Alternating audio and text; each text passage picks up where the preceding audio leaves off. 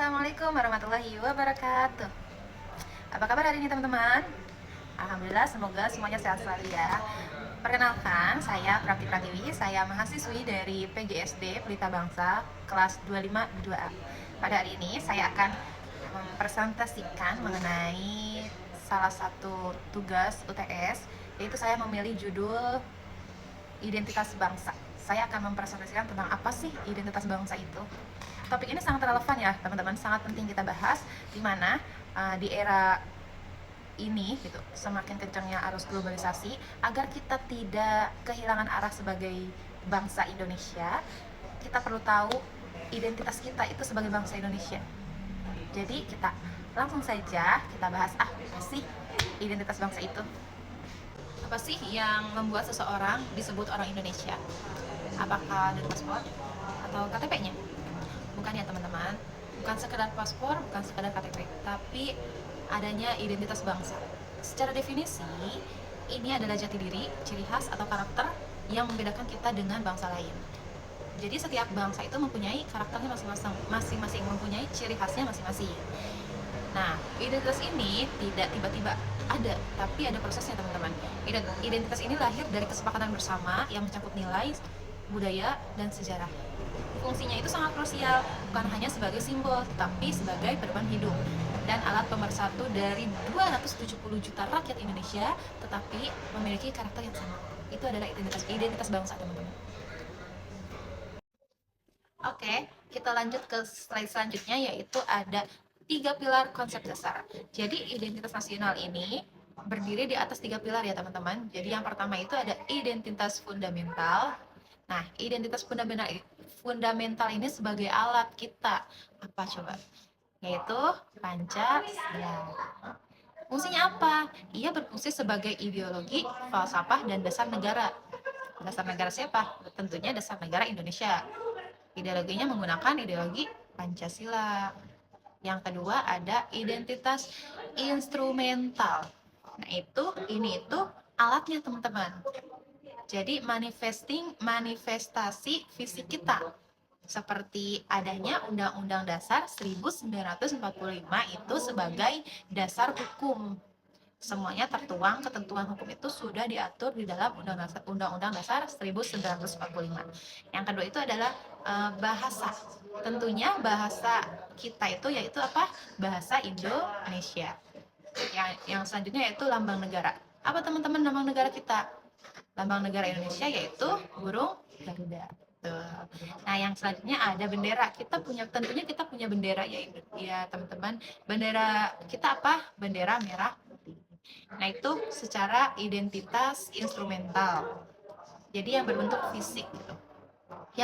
Yang ketiga ada identitas alamiah. Nah, ini itu sudah ada sejak kita lahir teman-teman, yaitu ada keberagaman budaya, ada keberagaman suku, ada ribuan budaya, ada bahasa daerah, serta kondisi geografis kita sebagai negara kepulauan. Kita itu banyak suku, banyak budaya, banyak bahasa daerah. Pokoknya kita tuh beragam ya teman-teman, Bhinneka Tunggal Ika kita itu. Oke, kita lanjut ke penjelasan selanjutnya, yaitu mengenai implementasi dalam kehidupan sehari-hari. Identitas ini tidak ada gunanya jika hanya menjadi teori saja, teman-teman. Harus ada penerapan secara nyata, yaitu seperti nilai ideologis dengan cara mempraktikkan 5 sila Pancasila dalam kebijakan dan perilaku sosial kita. Teman-teman pasti tahu kan, kelima nilai Pancasila itu. Nah, yang kedua ada simbol negara. Kita itu harus bangga menjadi bangsa Indonesia, memakai bahasa Indonesia, dan menghormati atribut negara, seperti bendera merah putih, dan lain-lainnya. Dan ada kearifan lokal. Kearifan lokal kayak gimana sih teman-teman? Jadi kita tuh harus melestarikan tari-tarian. Dengan banyaknya suku, dengan banyaknya budaya di Indonesia, tari-tariannya juga sangat beragam ya teman-teman. Pakaian adat. Nah, seperti kita pada hari Rabu, kita diwajibkan menggunakan pakaian adat. Nah, itu merupakan penerapan nyata ke dalam kehidupan sehari-hari. Itu sangat bagus ya teman-teman. Dan ritual daerah sebagai kekayaan nasional. Yang selanjutnya ada digitalisasi. Di era modern ini, identitas kita juga diperkuat melalui sistem data yang terintegrasi seperti portal Inaku, teman-teman. Jadi sudah modern juga ya negara kita itu, sudah ada portal datanya yang sudah terintegrasi. Nah, selanjutnya ada analisis krisis identitas. Namun, teman-teman semua, jadi kita itu sedang menghadapi tantangan yang serius. Kita sedang berada di dalam fase yang namanya fase krisis identitas. Mengapa itu bisa terjadi, teman-teman? Pertama, ada globalisasi. Generasi muda sekarang itu cenderung lebih bangga dengan budaya asing dan mulai mengabaikan jati dirinya sebagai bangsa Indonesia. Seperti bermunculan K-pop, kita sangat menyukai budaya-budaya luar. Jadi jati diri kita sebagai bangsa Indonesia itu sangat luntur, bahkan menjadi hilang. Yang kedua, lemahnya internalisasi. Nah, di sini nilai Pancasila mulai luntur dalam praktik sehari-hari.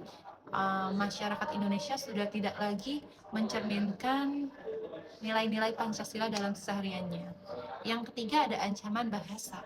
Nah, ini penggunaan bahasa daerah dan bahasa Indonesia yang baik mulai tergeser oleh tren luar dengan masuknya bahasa-bahasa gaul, bahasa-bahasa kata anak zaman sekarang, bahasa gaul ya, kayak gimana gue lo yang bahasa alay itu juga mulai masuk ya teman-teman. Hal ini memicu pudarnya rasa nasionalisme dan patriotisme kita. Yang selanjutnya ada kritik terhadap realitas. Mari kita bedah secara kritis mengapa krisis ini bisa terjadi. Yang pertama ada formalisme pendidikan. Jadi pendidikan kita sekarang itu seringkali terjebak pada hafalan angka dan materi untuk ujian. Jadi materinya itu hanya untuk dihafalkan saja, tidak dipahami. Dihafalkan untuk bisa mendapatkan nilai yang baik ketika ujian. Bukan pada kesadaran etis bagaimana menjadi warga negara yang baik. Yang kedua ada politisasi identitas. Sedihnya teman-teman, identitas seringkali digoreng sebagai alat politik untuk membelah masyarakat menjadi kelompok kita atau kami versus mereka. Yang ketiga ada kesenjangan retorika. Kita sering berbicara gotong royong dan kejujuran, namun realitasnya kita masih melihat korupsi dan ketidakadilan yang dilakukan oleh segelintir elit. Inilah yang membuat masyarakat kehilangan kepercayaan pada identitas nasionalnya sendiri. Nah, lalu kita berbicara solusi, teman-teman. Kita nggak mungkin diem aja ya, teman-teman. Kita tentunya harus punya solusinya. Gimana sih solusinya? Ada 3 langkah nyata yang secara individual kita bisa lakukan. Yang pertama itu ada berpikir kritis. Kita itu harus cerdas, teman-teman, menyaring informasi dan tidak mudah terprovokasi narasi perpecahan di media sosial seperti berita-berita hoax ya, teman-teman. Itu udah banyak sekali di media sosial, makanya kita ketika mendapatkan berita itu kita itu harus lebih banyak bertabayun dulu. Jangan sampai termakan atau terprovokasi. Yang kedua ada pelestarian aktif. Mari belajar sejarah, mari belajar budaya dari sumber primer, dari sumber aslinya, dari sumber yang jelas. Bukan hanya sekadar menonton konten hiburan yang dangkal ya, teman-teman. Yang ketiga itu ada bela negara modern. Bela negara ini hari ini bukan berarti angkat senjata, tapi berkontribusi lewat prestasi, teman-teman, secara internasional atau inovasi lokal yang membawa nama baik bangsa Indonesia, yang membawa nama baik Indonesia di kancah internasional. Nah, jadi sebagai penutup, identitas bangsa adalah warisan yang harus kita jaga, bukan sekadar pajangan sejarah, teman-teman. Mari kita tunjukkan